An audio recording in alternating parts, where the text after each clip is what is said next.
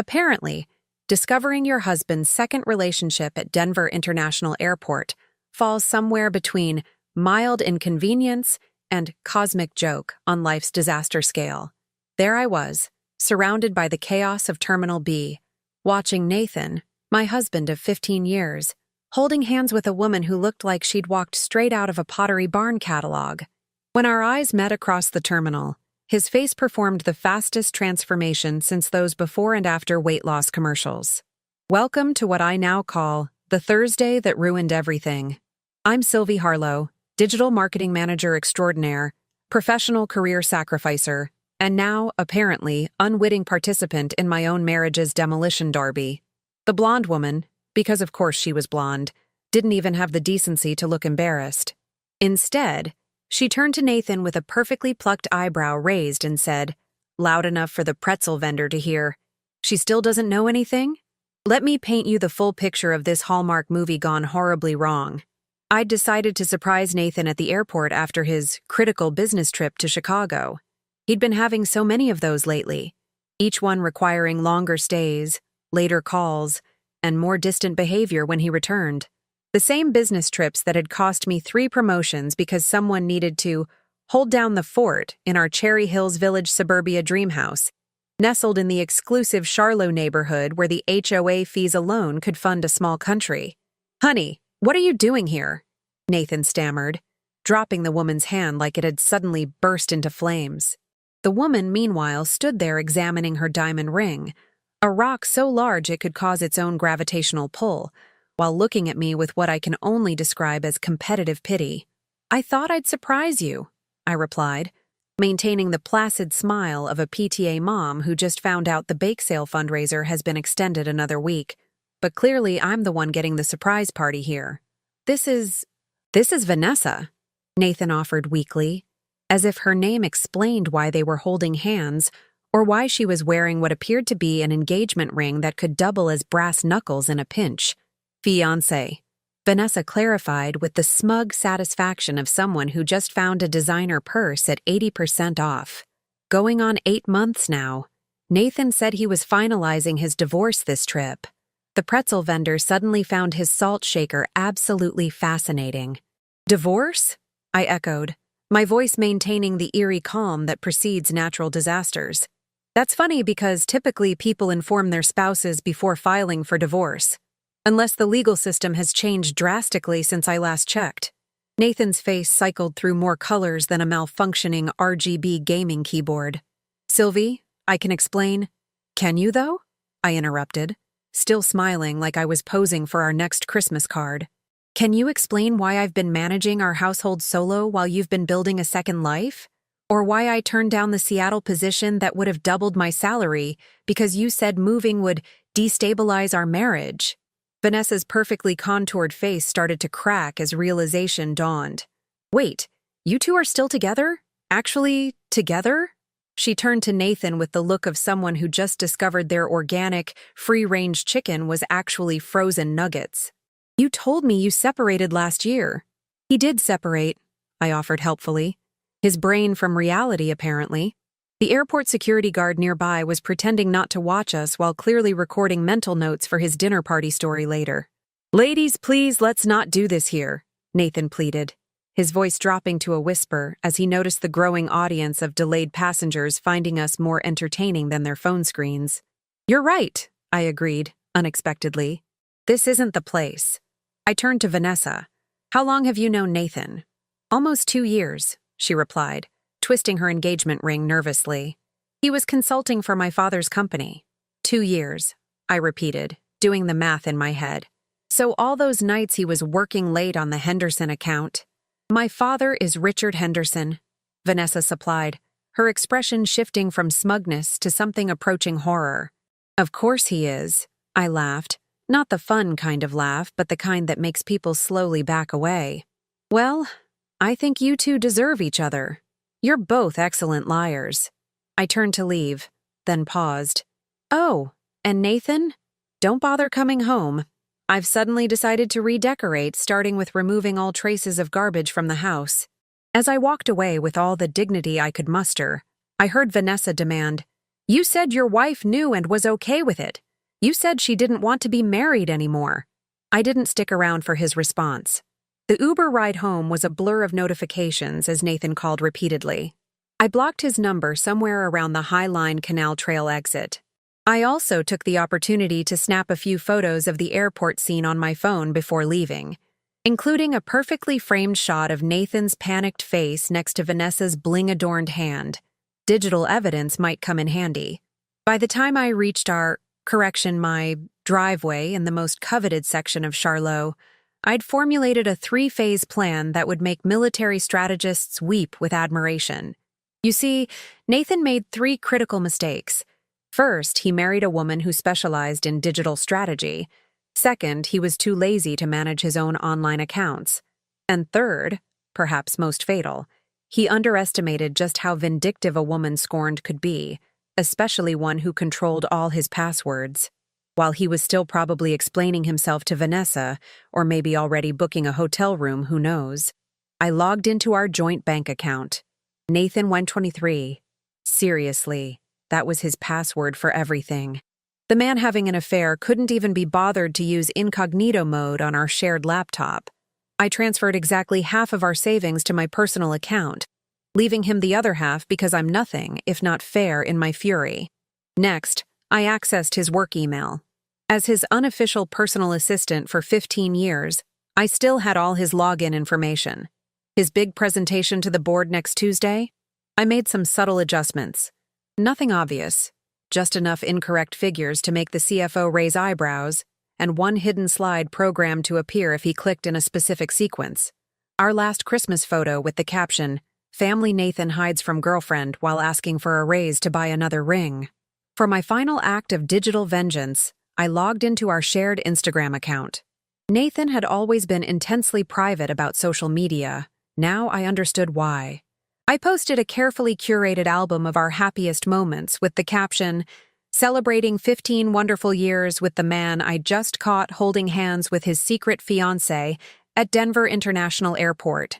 It's our Thursday, surprise, our 2 timing.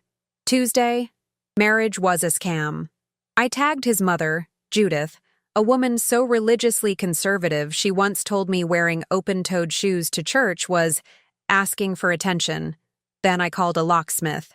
When Nathan finally returned 3 days later, he found new locks, half the furniture gone, and a poster on the front door with the photo I'd sneakily taken at the airport captioned, "Wanted, man who thinks he can maintain 2 households on a salary that barely supports one." The cherry on top? The anonymous tip to his company's financial compliance department about certain expenses charged to his corporate card, weekend getaways, jewelry purchases, and dinners that certainly weren't business-related. If Nathan wanted 2 separate lives, I decided both of them should collapse simultaneously. This was definitely not in his 5-year plan. The fallout from what I now call Terminal B Trail was nuclear. My phone blew up faster than a microwave with aluminum foil. Nathan's mother, Judith, called first, not to check if I was okay, but to inform me that airing family laundry is unladylike, and this is why we always had concerns. 15 years of bringing her gluten-free pies at Thanksgiving, and I was still the outsider who corrupted her perfect son. "Judith," I said with the saccharine sweetness of an artificial sweetener packet, "I'm so glad you called. Did Nathan ever mention Vanessa during your weekly Sunday calls? You know, the woman he's been seeing for 2 years while still married to me?" The silence lasted so long I checked if the call had dropped. Then came a sharp intake of breath that could have sucked the paint off walls. "Nathan would never. Check his Instagram tags, Judith. I'm sure your prayer circle at Cherry Hills Community Church will have plenty to discuss this week." I hung up as she was mid-scripture quote. Next came Nathan's sister Meredith, who had the audacity to suggest I must have driven him to it by focusing too much on work.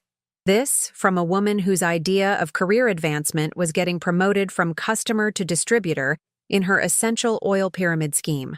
"You're right, Meredith," I agreed. "I worked so hard at my job and maintaining our home that poor Nathan had no choice but to start another family.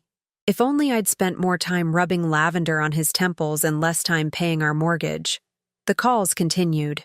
Our neighbors, the Prestons, who'd had us over for barbecues in their backyard with the perfectly manicured lawn that would make the Glenmore Country Club envious. Melissa Preston's tone dripped with faux concern. "We're here if you need anything, but Dave always said something seemed off about you two." Translation: they'd known something was wrong but never bothered to mention it. Suburban solidarity at its finest. "How fascinating," I replied. "And here I thought the only thing off was Dave's pudding game and your obvious Botox addiction. My mistake." While I was fielding these delightful interactions, Nathan was experiencing his own special brand of chaos. His company's HR department had placed him on administrative leave, pending an investigation into financial irregularities. Turns out using your corporate card to wine and dine your secret fiancé counts as fraud. Who knew? I learned this when he showed up at the house on Monday morning, looking like he'd been sleeping in his car, which, honestly, he might have been. The morning fog still hung over the Charlotte neighborhood as he pulled into the driveway, his BMW's pristine shine now dulled by what appeared to be several nights of parking under trees. "You've destroyed everything," he said through the screen door, since his key no longer worked. "My job, my reputation, my relationship with Vanessa. Fascinating how you list Vanessa as a separate loss from our marriage," I observed, leaning against the doorframe. "Tell me, do you keep your moral compass in the same drawer as your wedding ring when you take it off for your business trips? Sylvie, please." He lowered his voice to that special pleading tone reserved for men who've been caught. "This has gotten out of hand. Can we just talk about this like adults?" "Adult conversations require adult behavior," I replied. "Like not creating a second life behind your spouse's back. But sure, I'll be adult enough for both of us. You have exactly 3 minutes." He ran his hands through his hair, which looked like it hadn't seen shampoo since the airport incident. "My company is freezing my accounts during the investigation. I need access to our joint savings to get a lawyer." I laughed so hard my neighbor's dog started barking in solidarity. "Our joint savings? You mean the account I transferred my half out of? That joint savings? You had no right." "I had every right. And the bank agreed when I showed them our marriage certificate and explained the situation." Funny how sympathetic bank managers can be to women whose husbands have secret fiancés. The vein in his forehead throbbed like it was trying to escape the situation before he could. "Where am I supposed to go? What am I supposed to do? Have you tried asking Vanessa? Oh, wait. Is she not returning your calls either? Something about being told you were divorced when you weren't?" His silence confirmed my suspicion. Vanessa Henderson, daughter of Richard Henderson, who was not only Nathan's client but also a major investor in his company, had apparently been less than thrilled about discovering she was the other woman. According to LinkedIn updates I'd been monitoring, she'd returned to her father's company as VP of Operations, a position Nathan had been angling for. "Richard has pulled all his business," Nathan admitted, looking defeated, "and filed a complaint with the board." "Sounds like a personal problem," I replied, channeling the tone of every unhelpful customer service representative I'd ever encountered. Just then, my phone pinged with an email notification. I glanced down to see a message from my boss at Apex Digital Marketing. Your promotion request." "Well, this has been illuminating, but I have actual work to do," I said, starting to close the door. The kind that doesn't involve defrauding companies or people." "Wait." He jammed his foot in the door like we were in some bad rom-com. Except there would be no reconciliation in the third act. "I need clothes, my laptop. My life is in there." "Your life walked out of Terminal B 3 days ago," I corrected him. "But fine. I'll put some essentials in a box for you. Check back in an hour." I shut the door before he could respond and immediately opened my boss's email. 2 months ago, I'd applied for the senior director position, a role that would require relocation to Seattle. Nathan had been adamantly against it, citing our roots in Denver and his established client relationships. Now those reasons carried all the weight of a paper airplane in a hurricane. The email was brief. "Circumstances have changed. Position still open if you're interested. Need to know by Friday." Circumstances had indeed changed, including the contents of Nathan's essentials box, which I filled with his most unflattering sweater, the one his mother gave him that made him look like an overstuffed sausage, socks with holes, underwear that had seen better days during the Obama administration, and his second-best razor. I added his laptop, after making sure to log out of all accounts and reset them to factory settings, of course. His precious golf clubs remained hostage in the garage. If he wanted those, he'd need to negotiate with actual lawyers present. When he returned, I handed him the box without ceremony. Your essentials? As promised. He peered inside, his expression souring. This is it? Where are my golf clubs? My good suits? Probably in the same alternate dimension as your integrity, I suggested. Check there. As he turned to leave, defeated and clutching his sad box of mediocre belongings, my neighbor Diane from across the street just happened to be walking her dog along the Highline Canal path that borders our property. Diane, who had always been suspiciously interested in Nathan, slowed to witness his walk of shame. Having some troubles? She called out, not even pretending she wasn't eavesdropping. Before Nathan could answer, I stepped onto the porch. Nathan's just downsizing his life to match the size of his character. Very minimalist approach. Tiny house. Tiny morals. Diane's laugh echoed down the street as Nathan hustled to his car, the box awkwardly balanced in his arms. That evening, I opened a bottle of wine I'd been saving for a special occasion and started browsing Seattle real estate listings while updating my resume. The promotion would mean a 40% salary increase, more than enough to start fresh in a city where no one knew me as poor Sylvie whose husband left her. The Seattle rain would wash away the Denver dust, and frankly, I was ready for the cleaning. By Wednesday morning, my Seattle job offer was officially accepted. My Cherry Hills Village house was listed with a realtor who practically salivated at the commission on a Charlevoix neighborhood property, and I'd begun the liberating process of digital divorce. Separating your life from someone else's is like untangling Christmas lights after a decade in storage. Tedious, frustrating, and occasionally shocking. I was knee-deep in changing passwords when a notification popped up on my laptop. An email from Vanessa Henderson, subject line, "We should talk." Now, conventional wisdom says never engage with the other woman. Conventional wisdom never met a digital marketing strategist with access to corporate servers and a vindictive streak wider than the Highline Canal Trail. Dear Sylvie, her email began with corporate formality. I believe we've both been victims of Nathan's deception. I'd like to meet to compare notes. Purely professional. Lunch tomorrow at Barolo Grill? Professional, indeed. The Barolo Grill was where Denver's elite networked over $200 bottles of wine at noon on weekdays. If Vanessa wanted to play power lunch, I could certainly dress the part. I replied with equal formality. Vanessa, I accept your invitation. Though I must warn you, I've found comparing notes on Nathan to be a deeply disappointing experience. See you at 12:30. What Vanessa didn't know, what Nathan himself had apparently forgotten, was that I had access to more than just our household accounts. 3 years ago, when Nathan's assistant had quit suddenly, I'd helped him organize his digital files, including his personal cloud storage that contained every client contract, proposal, and private communication. That night, I dove deep. Not out of jealousy. That emotion had burned out like a cheap candle. But strategic preparation. Know thy enemy, or in this case, know thy husband's secret fiancé who might actually be an ally. What I discovered made me laugh so hard I scared my neighbor's cat off my porch. Nathan hadn't just been building a second life. He'd been systematically scamming the Henderson Company while dating the boss's daughter.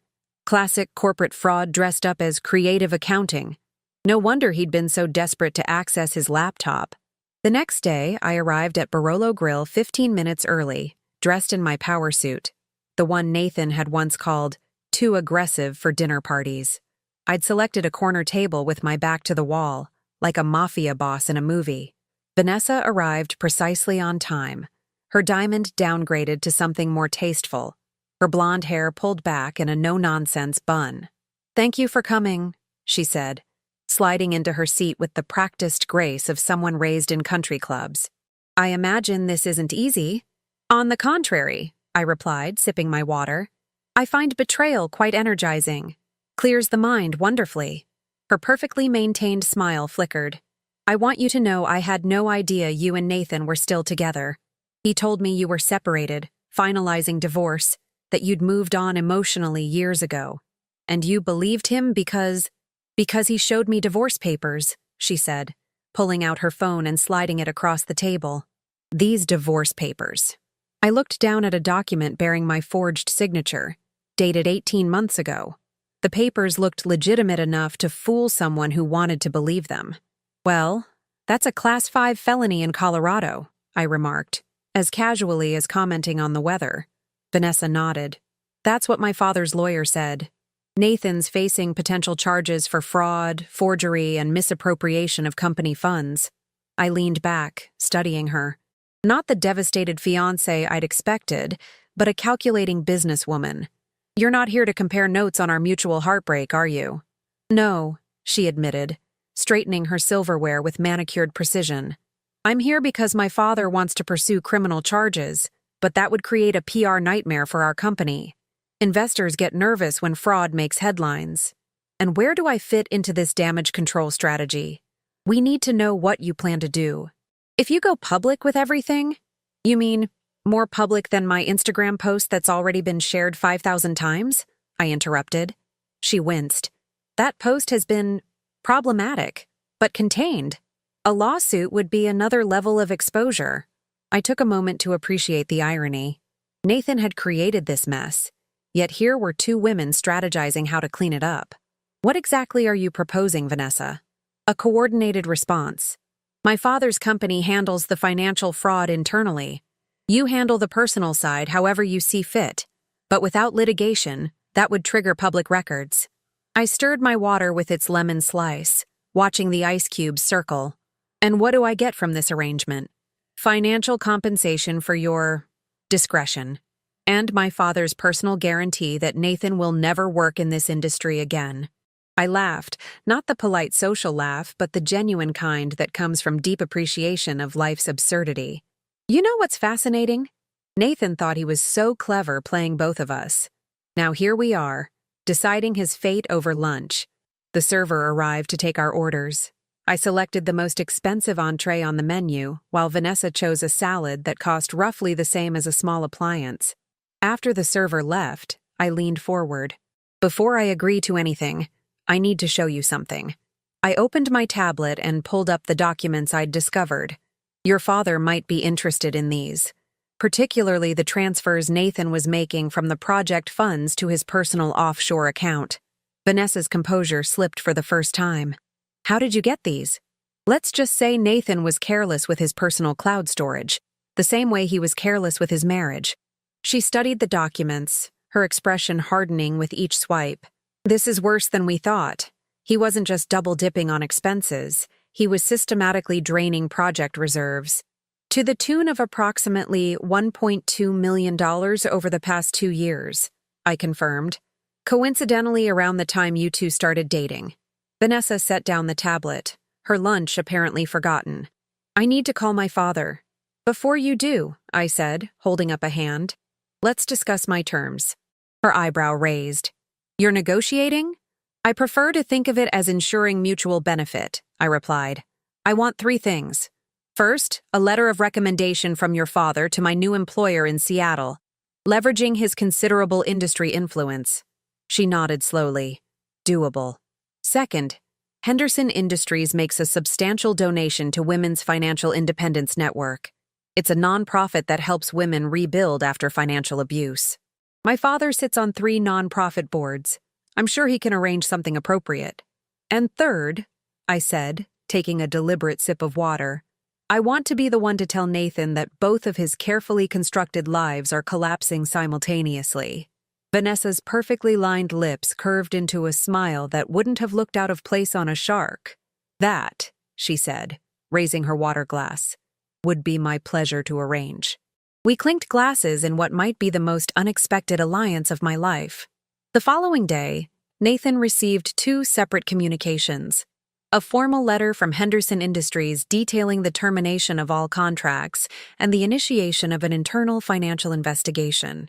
And a text message from me, the Westin downtown, 3 p.m., presidential suite, come alone. I'd booked the suite using Nathan's credit card, the last charge before I canceled it. Petty? Perhaps? Satisfying? Absolutely.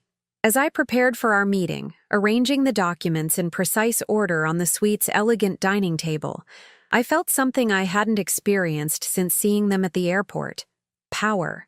Not the destructive kind that Nathan had wielded, but something cleaner. The power of having nothing left to lose. I checked my watch. 2 hours until showtime. I picked up my phone to confirm our special guest was still planning to attend. After all, what's a good takedown without witnesses? The presidential suite at the Westin looked like it had been decorated by someone who thought luxury meant gold plate everything that doesn't move. Perfect for what I had planned. A setting so ostentatious it would make what was about to happen even more satisfying. At precisely 2:45 p.m., there was a knock at the door. I opened it to find Vanessa, dressed in corporate battle armor. A tailored black suit that probably cost more than my monthly mortgage on the Charlotte property. "Is everything ready?" she asked, surveying the suite with the critical eye of someone who'd grown up attending charity galas in similar spaces. "Absolutely," I confirmed, gesturing to the dining table where I'd arranged 3 leather portfolios. "Yours is the blue one. Mine is red. Nathan's," I smiled, "is the black one, like his soul." She nodded approvingly. "My father sent his regards, and this." She handed me an envelope.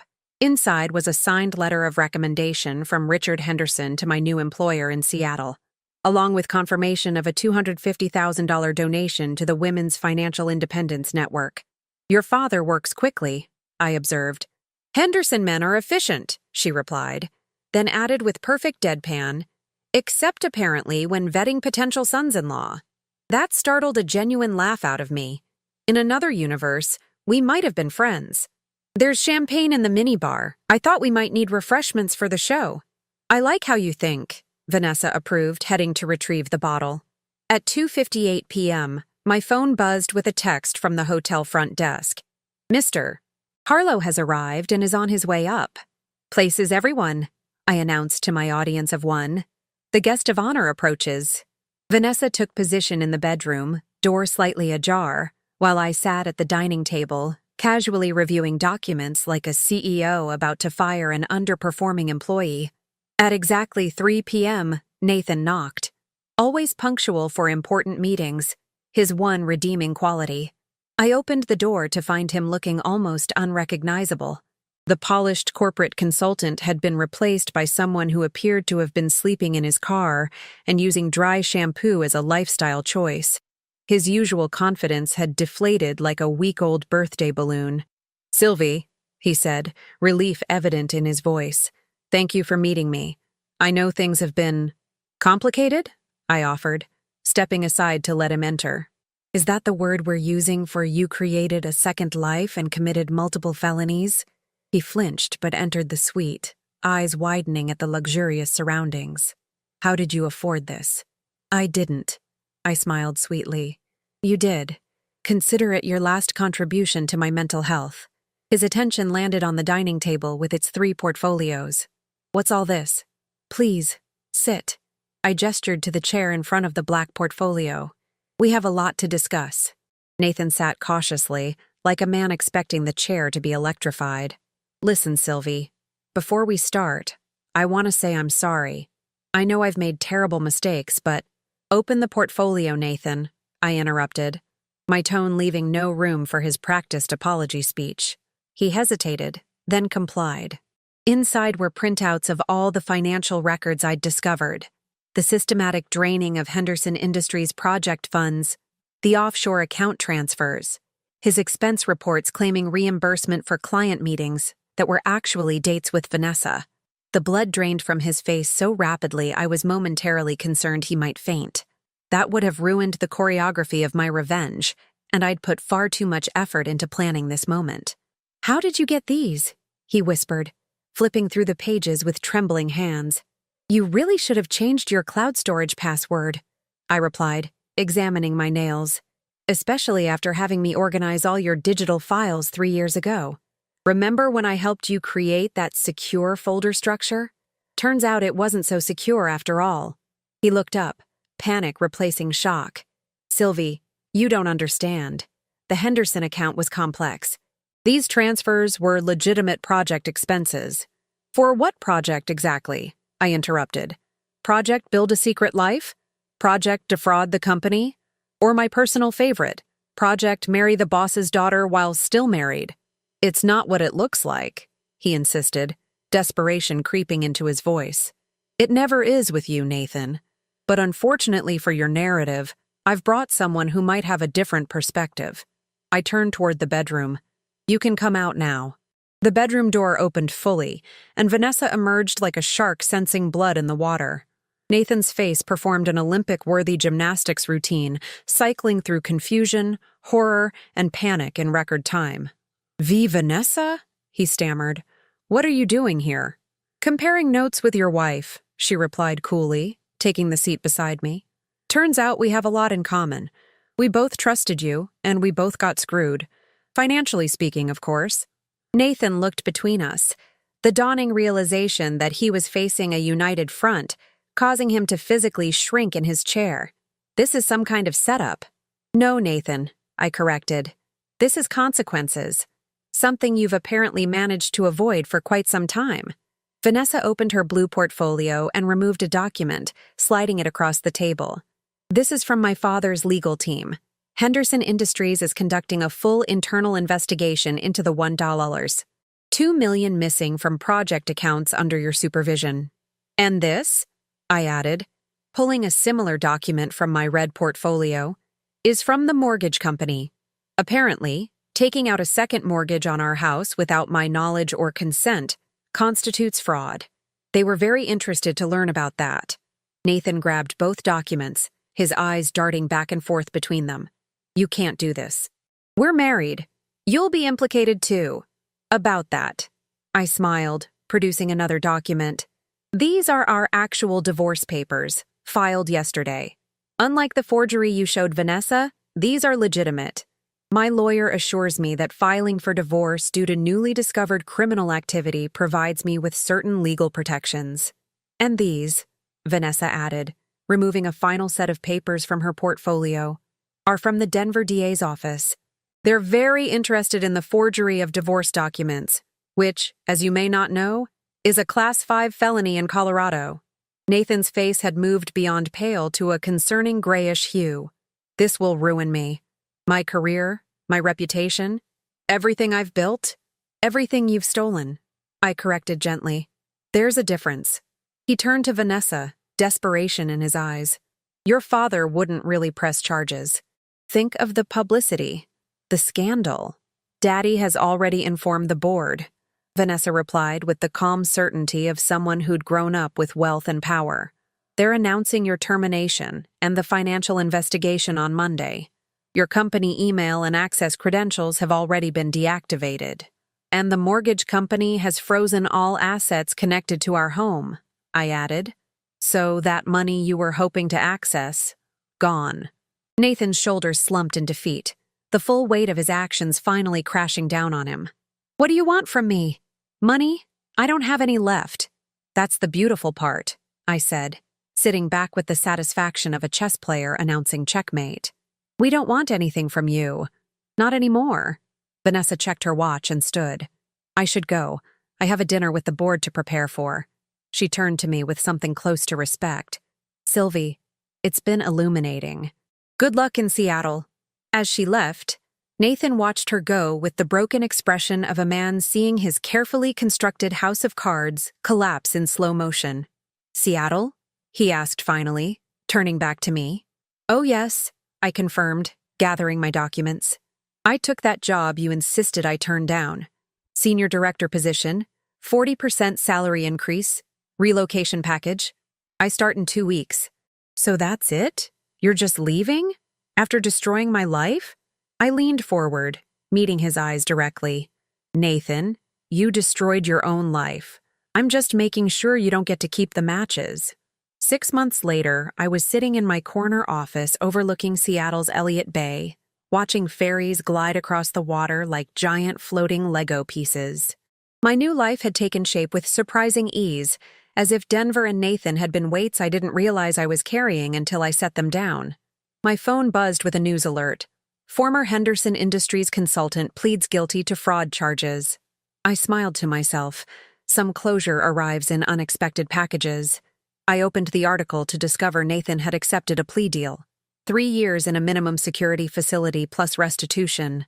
The photograph showed him entering the courthouse looking like a discount version of his former self. His designer suits replaced with something off the rack. His confident swagger reduced to a defeated shuffle. How the mediocre have fallen, I murmured to the empty office, taking a satisfied sip of my Seattle coffee, which, true to reputation, was exponentially better than Denver's. My assistant knocked lightly on the door. "Your 2 o'clock is here, Ms. Harlow."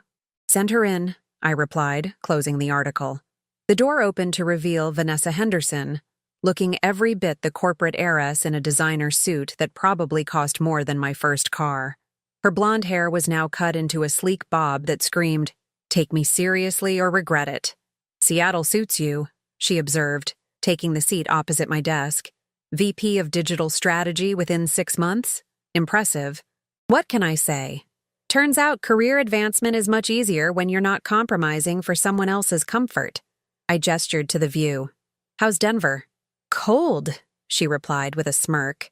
"Daddy made me COO last month. Turns out having your almost husband defraud the company is quite the career accelerator." I laughed. Our unlikely alliance had evolved into something resembling friendship, if friendship was built on mutual vengeance and occasional business collaboration. "I saw the news about Nathan," she continued, her expression sobering slightly. 3 years seems light for what he did." "Justice isn't always about time served," I replied, leaning back in my chair. "Sometimes it's about the complete dismantling of everything someone valued: his reputation, career, freedom, social standing, all gone. For a man like Nathan, that's a life sentence, regardless of when he leaves prison." "Philosophical as always," Vanessa noted with an approving nod. "How's the house hunting going?" "Closed on a place in Queen Anne last week. Waterfront view, space for a home office, and not a single memory of Nathan lurking in any corner. Perfect." She reached into her designer bag and withdrew a small gift box. "Housewarming present. Nothing extravagant, just appropriate." I opened it to find a keychain with a miniature gold gavel charm. Engraved on one side were the words, "Justice served." "You always did have a flair for the dramatic," I observed, but attached it to my keys nonetheless.